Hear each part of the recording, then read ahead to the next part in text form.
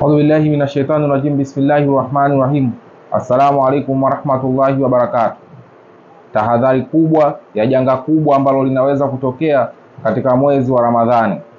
Tahadhari yenyewe au jambo lenyewe kubwa linaweza kutokea katika mwezi wa Ramadhani ni moshi mweusi wenye sumu kali, na moshi huo unaitwa adh-dhukan. Allah subhanahu wa ta'ala aliuzungumzia moshi huu katika sura adh-dhukan katika aya ya 11, katika aya ya 10, 11 na 12.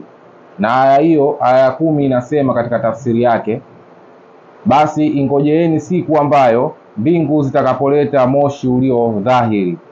Aya ya 11 unasema utakaowafunika watu, hii ni adhabu chungu. Aya ya 12 inasema ewe Mola wetu mlezi, tuondolee adhabu hii, hakika tutaamini. Kwa hiyo Allah subhanahu wa ta'ala anaileta adhabu hii adhukani kwa sababu watu wamekuwa hawaamini katika ujumbe wake, watu wamekuwa hawaamini katika, kama sasa tupo katika zama za mwisho.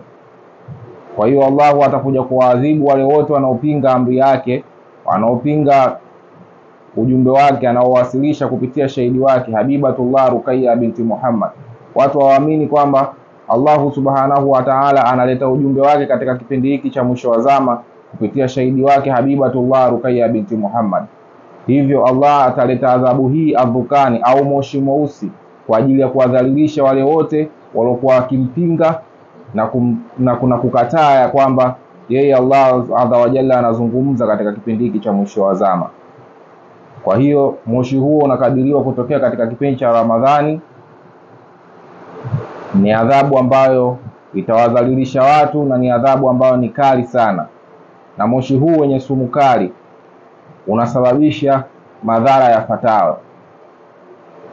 Ya kwanza, unasababisha ububu. Ya pili, inasababisha maumivu makali ya masikio mpaka kupelekea kuwa kiziwi.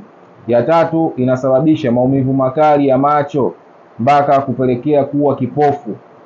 Ya nne, inasababisha maumivu makali ya kifua mpaka kusababisha kifo.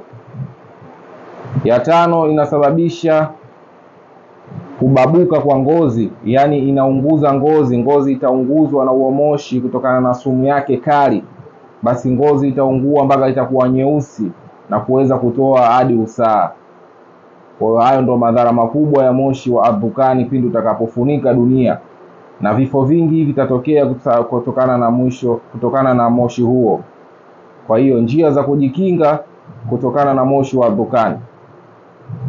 Njia namba 1, kwanza ni kufunga milango yako yote katika nyumba yako, ni kujifungia ndani, usitoke nje. Na kufunga madirisha na matundu yoyote yaliyokuwepo katika nyumba yako. Kama kuna matundu, kuna miupenyo, basi funika kila kitu. Uhakikishe ya kwamba hakuna moshi utakaweza kuingia ndani. Njia ya pili ya kujilinda baada ya kufunga na kila kitu na kufunika matundu yote, unapaswa wewe mwenyewe kujifunika. Kuhakikisha usiache hata sehemu ndogo ya mwili wako. Ujifunike kwa blanketi, shuka au kwa namna yoyote ile, lakini hakikisha usiache hata sehemu moja ya mwili wako. Funika kila kitu. Na kisha uelekee kibla na usujudu.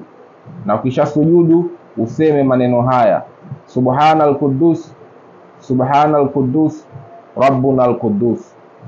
Na hakikisha umeweka akiba ya chakula ndani kwako, kwa sababu moshi huo unakadiriwa utadumu kwa muda wa siku 40. Kwa hiyo lazima uwepo na chakula cha akiba ambacho kitakusaidia wewe ndani ya siku 40 hizo kupata riziki, kwa sababu hutoweza kutoka nje. Moshi utakuwa unaua na kuangamiza. Kwa hiyo kwa kufata utaratibu huo utaweza kujiokoa katika moshi huo, adhabu hiyo kali. Lakini endapo ukidharau, basi wewe ni miongoni mwa wale waliopata hasara. In Ramadan, there is going to be a huge scream. This is a major sign of the Day of Judgment. Close your doors, close your windows, Cover all of the gaps, seal all of the airways, the vents, the cracks, so air cannot get in. Warn your friends, warn your family, warn everybody that you know. And when the black smoke covers the earth for 40 days, when this happens, when it starts around the 14th, right? It will happen in the middle of Ramadan, on a Friday, around Fajr time, the 14th, the Friday, the 14th, okay? If it happens this year, it will happen most likely on Friday, the 14th. Make sure you prepare, and when the Dukhan comes, you say, Subhanal Qudus, Subhanal Qudus, Rabbana al Qudus.